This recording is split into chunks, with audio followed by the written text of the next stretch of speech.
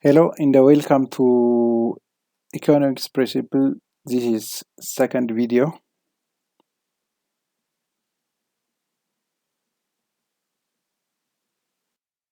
We have discussed definition of economics and also types of economics as microeconomics and the macroeconomics. Today we are going to see the other part of economic principle. In the previous we have started scarcity of resources. Then now what is resource and what kind of resource we have in economy. Resource can be free resource and also scarce resource or economic resource. A free resource is said to be free if the amount available to society is greater than the amount people desire at zero price or getting with no costs. For example, sunshine and also weather condition that is free resource, or weather air, for example, oxygen. This is kind of a free resource we can get without any payments. The second one is scarce or economic resource. This a resource is said to be scarce or economic resource when the amount available to society is less than what the people want to have at zero price. If that's less than one individual or society need at zero price, that is scarce. Example of scarce resource.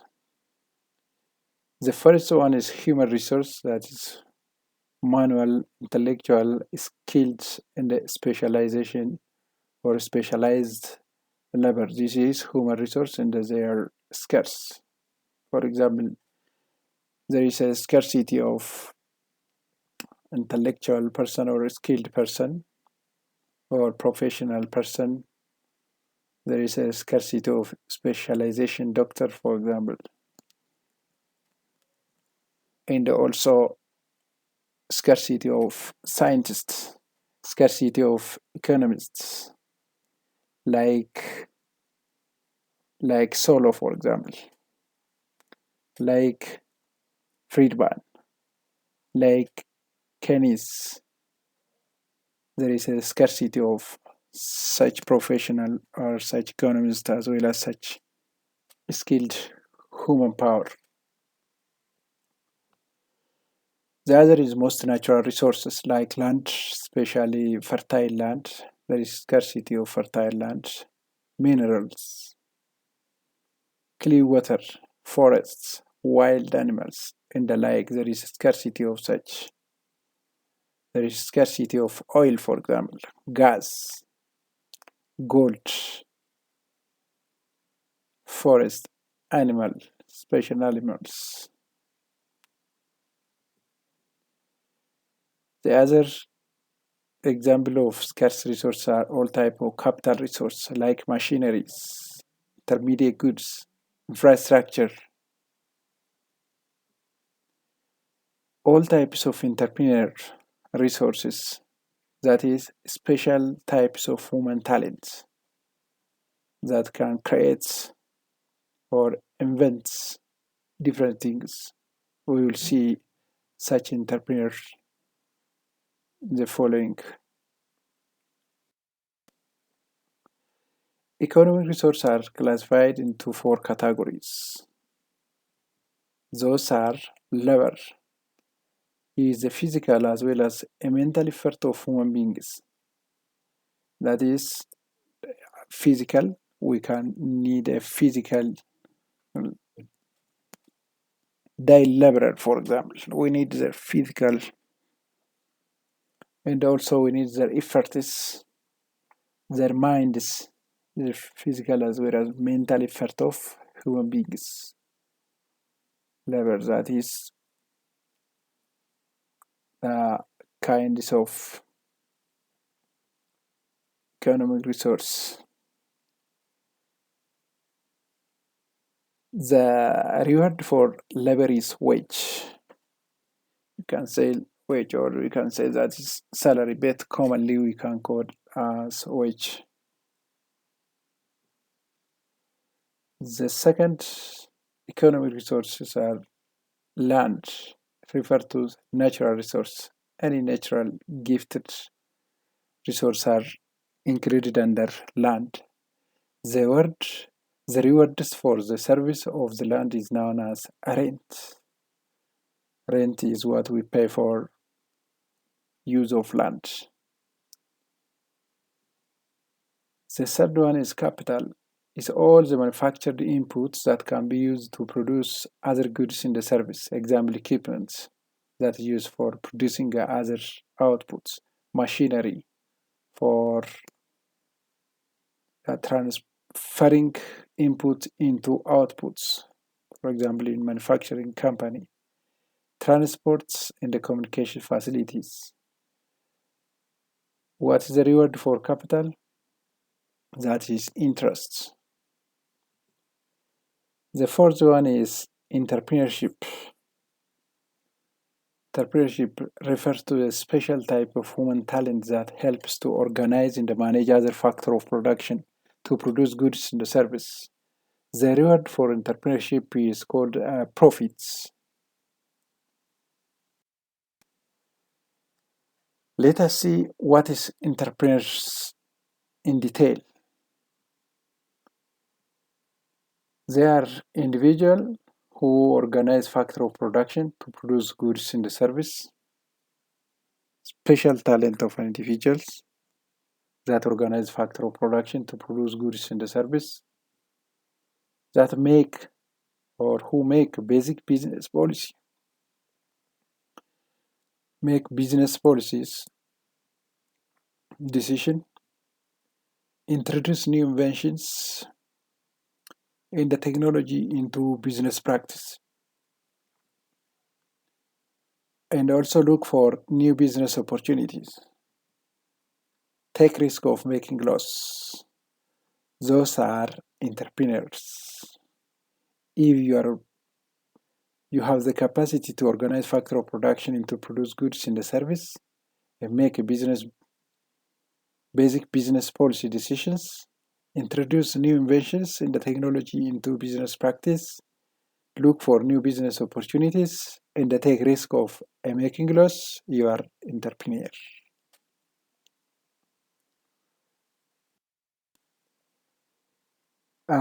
We have seen what is scarcity, but let us see again detail of scarcities. Scarcity doesn't mean a shortage. Shortage is a problem for a short period of time, but scarcity is for everlasting. It is the problem of scarcity is unlimited and it is universal. Scarcity is everywhere on the world, even developed countries and a rich country. There is a scarcity. But shortage is a problem for a short period of time, not everlasting. We have already said that good is said to be scarce if the amount available is less than the amount people wish to have at zero price. But we say there is a shortage of goods in the service when people are unable to get the amount they want at a normal or ongoing price. Shortage is specific in the short-term problem, but scarcity is universal in the everlasting problem. Let us take one example for scarcity and shortage. For a shortage, even if you have money in your hand, if there is a shortage, you can't get with a going price, with underlying price. Shortage is not because you have not a money or you have not purchasing power at that time. It is because of unavailability of the product you need to purchase. But that is not for a long period of time. It is only for a short period of time.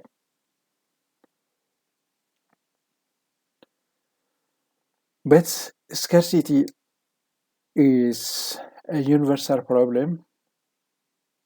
That is a problem because you have not the power to purchase a product even though there is a product around, because of you have limited amount of power or money. For example, your money is only 1000,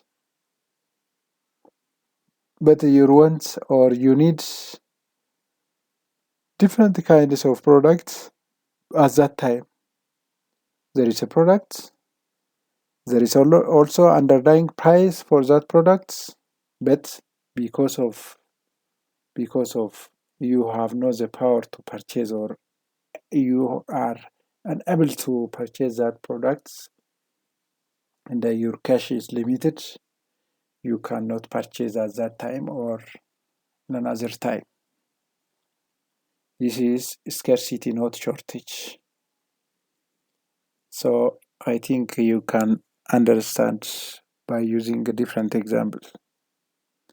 Your money is only 1000, but you need products that cost is more than 1000. So you cannot purchase that, even though there is a product around. This is because of scarcity, because of you are unable to purchase, or because you cannot get that product freely or at zero price. You have to pay to get, but your ability is only up to your budget. Your budget that is only up to $1000 or euro or other foreign currencies or birr or shilling in the south. So this is the difference between shortage and scarcity. The other issue that we are going to raise under principle of economics is choice. This problem is come because of scarcity. If you have no money, or if you have no capacity to purchase all things, what you are going to do, you have to choose what you have to do. Your choice is based on your interest or based on priorities. Which one is best for you? If you can't buy all things at the same time, you have to choose only two or one products. These choices come because of economic scarcities or because of economic resources scarcities. Then what is choice? If resources are scarce, then output will be limited. If output is limited, then we cannot satisfy all our wants. So we are going to choose. You have to choose, or the choice must be made. Due to the problem of scarcity, individuals, farmers, and government are forced to choose as to what output to produce, in what quantity, and also what output not to produce. This is because of scarcity, because of limited outputs. Then, in short, scarcity implies choice. Because of scarcity, you are forced to choose. Because of choice in turns or implies costs. This cost is known as opportunity costs. Or because of scarcity, you are going to choose. You have to take alternative or the best product for you. This is not by this is by sacrificing the other or left out the other. For example, if you need to purchase car in the house at the same time, but there is scarcity, or but you have no budget that can purchase house as well as cars at the same time, you have to purchase one or you have to choose. Whether you purchase house or car, you have to select or choose one. If you select one or choose one, for example, if you want to purchase or you decide to purchase house, you do not purchase car at that time. Because of this, you sacrifice a car or you lost a car. The things or a product that you left out or not purchased is known as opportunity cost or opportunity lost. Opportunity you lost because you didn't purchase or get two products you need. You sacrifice once, that is car. In another ways, if you are a student, your time is all the time learning. You have no time to be trader, for example, to be merchants. So to learn, you have to sacrifice becoming a merchant or becoming a trader or becoming a farmer. Those that you lost is known as opportunity you lost, opportunity you can't get, or opportunity you sacrifice to get the best one.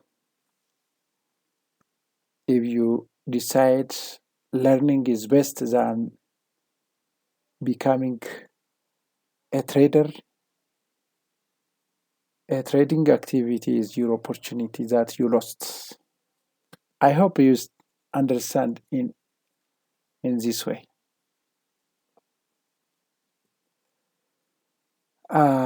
We can take also another example. For example, when you are at grade 12 or grade 12 or grade 11,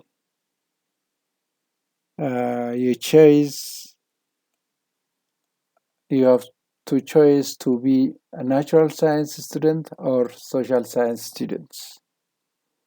If your choice is becoming natural science, you lost social science. If your choice is becoming social science, you lost natural science. So you cannot be medical man or you are not going to be engineer or you are not going to be pilot or you are not going to be chemist because you lost all of this one.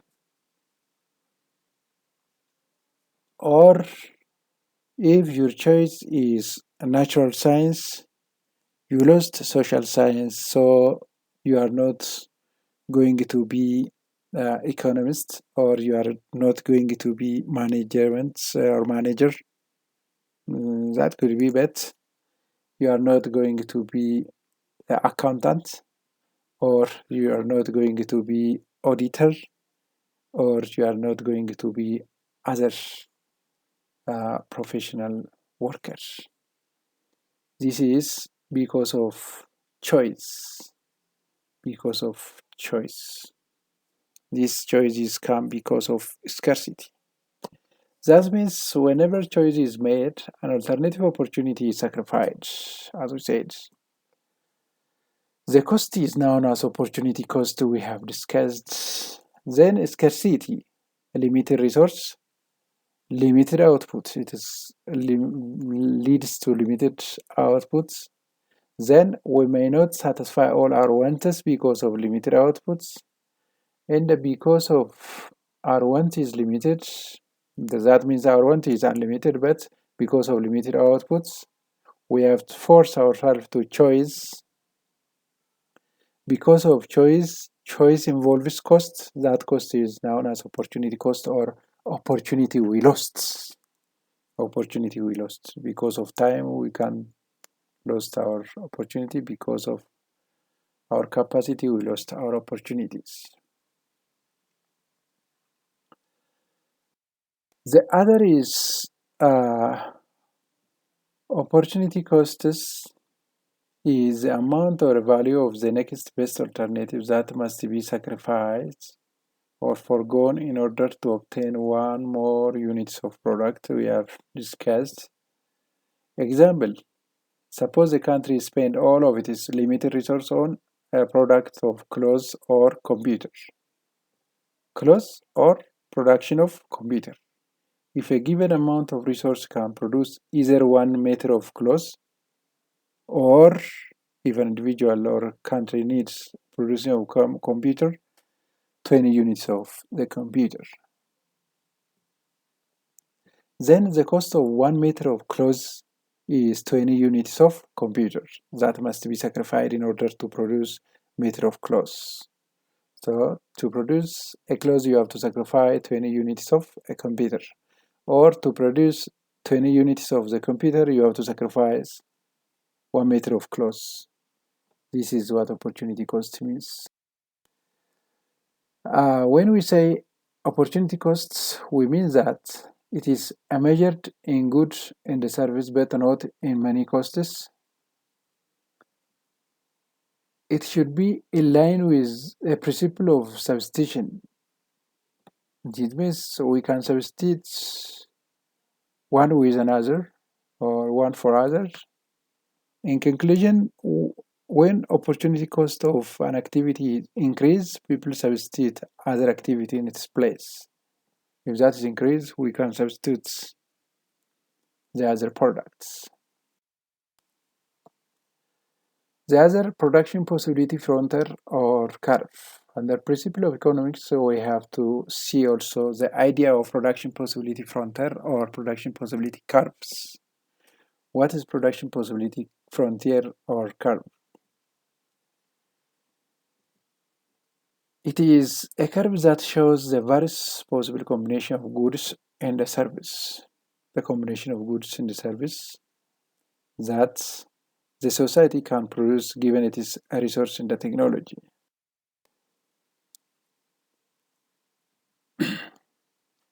How to draw the production possibility curve?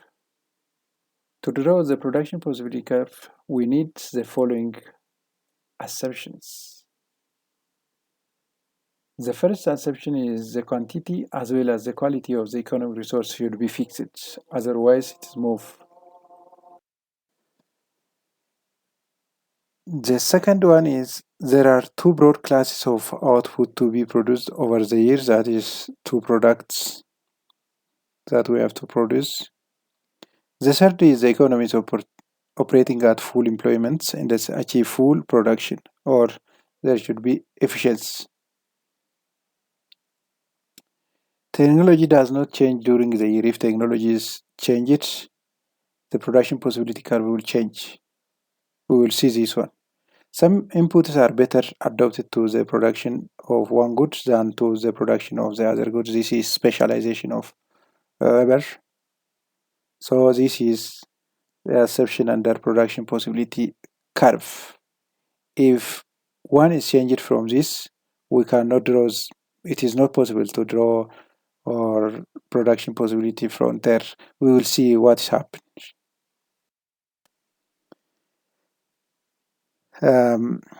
Example: economy produce food in the computer given its limited resources and the available technology. This alternative production possibility of certain nations. Types of products, units, production alternative.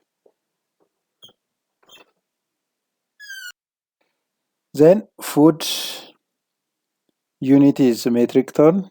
Computer, we can measure in number. The production alternative at A. If they need to produce at A, we can produce 500 food but zero computer. At B, we can produce 420 food and 500 computer units of the computer. At C, we can produce 320 foods, metric ton foods, and 1000 units of the computer. And at D, 182 metric ton of foods and 1500 computer units. At E, we cannot produce a food. The food is 0 and the computer is 2000. So this is how we can produce food in the computer alternatively. We can also show by using graph this production possibility frontier production. We can display the above information with the graph. At here, we can produce 500 foods, but we cannot produce computer. The computer is 0. And at B, we can produce 420 foods. The 500 computer, we have said. And also at C, D, and the A, we have seen on the above table. Now, we have to see different points. For example, at Q, what is that? At R, what is that? Can we produce at R? Is that possible to produce at R? Let us see each of them. All points on production possibility curves are attainable and efficient only on the boundaries. These boundaries are our budget, our capacity to produce. Above that, it is not possible to produce within a given amount of resource. We have said under assumption 1, quantity and the quality of our product, our resource should be fixed. Technology should be fixed. Otherwise, if technology increase, we can produce R also. Point Q is attainable. At point Q, we can produce, but it is inefficient.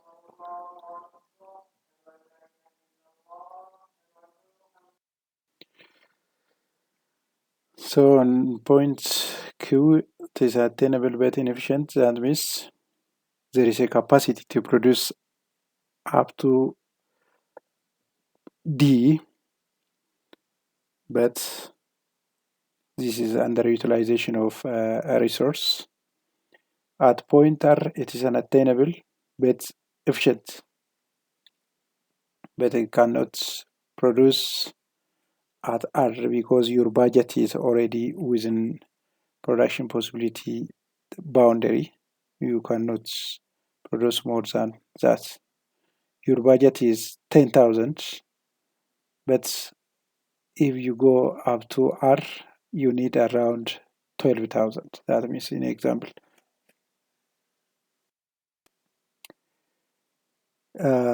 Production possibility frontier describes 3 important concepts: the concept of scarcity, the concept of choice, and the concept of opportunity costs.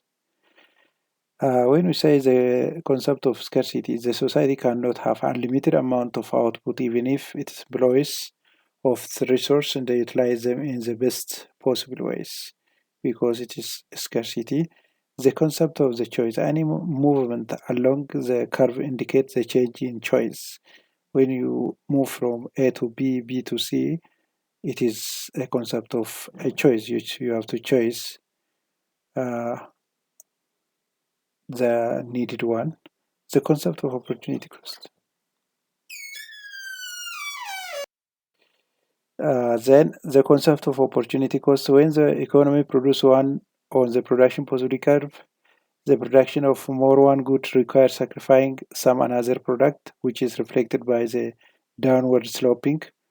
To get one product, you have to sacrifice another because there is a scarcity of the products or scarcity of the resource. That's why opportunity cost also increasing on production possibility frontier. The other production possibility frontier is related to the opportunity cost. We have a law known as law of increasing opportunity costs. As we increase or choose the other product, we have to sacrifice the other. Because of that, our opportunity loss is increasing from time to time. This law states that as we produce more in the more of product, the opportunity cost per unit of the additional outputs increase. This makes the shape of production possibility frontier concave to the origin. Why opportunity cost increase when we produce more of one good? Answer: economic resources are not completely adaptable to alternative use, or there is a specialization effect. Some workers, machine, land, it are better for one good than another. Because of this, our opportunity costs increasing as we produce more of one goods. How can we calculate the opportunity cost of goods? The opportunity cost of goods is equal to the amount of the next best alternative sacrificed, the amount you sacrifice over the amount of the good you gain. Then you can get the opportunity cost of a good. Example, referring to table 1.1, if the economy is initially operating at point B, what is the opportunity cost of producing one more unit of computer? That means from B to C. Solution: moving from production alternative B to C, we have opportunity costs equal to 320 minus 420 over 1000 minus 500, then under absolute values negative of 100 over 500, that becomes 0.2. What is this means? The economy gives up to 0.2 metric ton of food per a computer. This is what we mean on opportunity cost result. With this, we come to the end of the program. Thank you for watching. Thank you for being part of the today's session. And I hope you found it helpful and informative. If you enjoyed the lesson, don't forget to like, subscribe, and share my channel for more content of economics. In the next topic, in our upcoming session, we will